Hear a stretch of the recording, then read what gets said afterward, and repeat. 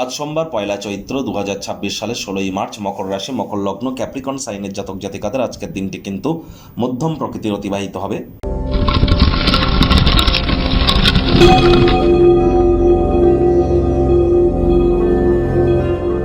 ভিডিওটির শুরুতেই স্ক্রিনে আপনারা দেখতে পাচ্ছেন নবগ্রহ বীজ মন্ত্র। পারলে 9টি গ্রহকেই শান্ত রাখবার জন্যই নবগ্রহ বীজ মন্ত্র প্রতিদিন, শুধু আজ নয়, প্রতিদিন 108 বার করে জপ করুন। এটি আপনাদেরকে অত্যন্ত লাভান্বিত করবে। এটি একই সাথে আপনারা 9টি গ্রহকে শান্ত রাখতে পারছেন, এর থেকে বেটার কিন্তু আর কিছু হতে পারে না। আর দেখুন, এটি ব্রহ্মদেবের মুখনিসৃত বাণী, তাহলে এটা ভুলভাল উচ্চারণ করলেও কিন্তু কোনো নেগেটিভ ইম্প্যাক্ট পড়ে না আমাদের উপরে। বাকি মন্ত্র উচ্চারণ যখন আমরা করি, ভুল মন্ত্র জপ করার কারণেই কিন্তু আমাদের জীবনে প্রচুর অশান্তির সম্মুখীন আমরা হই। বীজ মন্ত্রের ক্ষেত্রে কিন্তু এটি হয় না। যারা মানসিকভাবে দুর্বলতার মধ্য দিয়ে যাচ্ছেন তাদেরকে বলবো, আজ অবশ্যই আপনারা চাঁদের আলো গায়ে লাগান, মায়ের সেবা করুন, দুধের সর বা মালাই গায়ে মেখে স্নান করুন, রূপোর একটি চেন বা রূপোর কোনো নেকলেস আপনারা গলায় পরিধান করতে পারেন। এটি আপনাদেরকে মানসিকভাবে স্ট্রং করবে, এ বিষয়ে কোনো সন্দেহের অবকাশ নেই।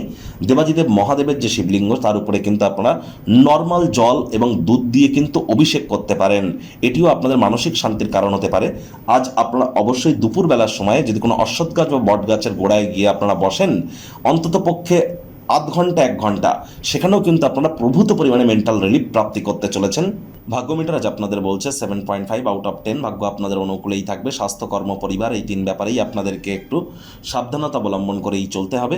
কায়িক পরিশ্রমের কারণে শরীরে ক্লান্তি আপনারা অনুভব করতেই পারেন। ওজন বুঝে ভোজন গ্রহণ করুন। রাস্তাঘাটে সাবধানে গাড়ি ঘোড়া চালান। কোনো প্রকার নেতিবাচক অনুভূতির আশ্রয় ভুলেও যেন গ্রহণ করবেন না। হতাশা কিন্তু গ্রাস করতেই পারে। অর্থগত ব্যাপারে আয় ইনকাম বাড়বে। নতুন উদ্যোগ পরিকল্পনার পাশাপাশি নতুন নির্মাণ কার্যের শুরুয়াত করা যেতেই পারে। অনেকে মায়ের তরফ থেকে, মামা মাতামহ মাতৃকুলের তরফ থেকে আর্থিক, মানসিক, সামাজিকভাবে কিন্তু আপনারা উপকৃত হতেই পারেন। কাজের চাপের কারণে আজ কাছের মানুষজনদেরকে সময় না দিতে পারলে মন তো বিষাদে আচ্ছন্ন হবেই। কাজের জায়গায় কম কথা বলে কাজ বেশি করুন। মনের থেকে মস্তিষ্ককে বেশি দাম দিন। কোনো প্রকার অফিস পলিটিক্স বা গসিপিংয়ের অংশ যেন হবেন না। বসের কিন্তু কুনজরে আপনারা পড়ে যেতে পারেন। রাজনীতিবিদ যারা আছেন, জনসংযোগ বৃদ্ধি করুন। হার্ডওয়ার্ক, কঠোর কায়িক পরিশ্রমের কোনো বিকল্পই কিন্তু নেই। শিক্ষার্থী বিদ্যার্থীরা যে কোনো প্রকার পরীক্ষা প্রতিযোগিতায় সফলতা প্রাপ্তি করবেন। উচ্চশিক্ষার জন্য যারা বিদেশ যাত্রার কথা ভাবছিলেন, ভাগ্যদেবীও আজ আপনাদের পক্ষেই আছেন। সন্তান সন্ততি থেকে থাকলে তারাও তাদের কৃতিত্বের দ্বারা আপনাদেরকে গর্বিত অনুভব করাবে। হাউস ওয়াইফদের জন্য দিনটি এক প্রকার বেশ। প্রেমিক প্রেমিকা, স্বামী স্ত্রী দিনটিকে যতটা সম্ভব রোম্যান্টিক করে তোলা যায় সেই প্রচেষ্টাই আপনাদের জারি রাখা উচিত। অবিবাহিতদের বিবাহের যোগ পরিলক্ষিত হচ্ছে। যারা প্রেমে পড়েননি তাদের জীবনে স্বপ্নের নারী বা পুরুষের আগমন আজ কিন্তু হতেই পারে। একটু প্রচেষ্টা আপনাদেরকেও করতে হবে। শত্রুপক্ষ, বিরোধী পক্ষ একটু হলেও শক্তিশালী কিন্তু থাকছে। পরিবার, পরিজন, নিকট স্থানীয় ব্যক্তিবর্গ, বন্ধু স্বজন কারোর উপরেই জোর করে নিজের মতামতকে জাহির করতে যাবেন না।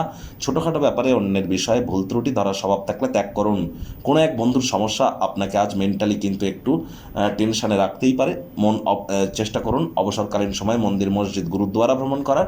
লাভান্বিত হবেন। ছাদে বা পার্কে গিয়ে একা একা হাঁটাহাঁটি করতেই পারেন।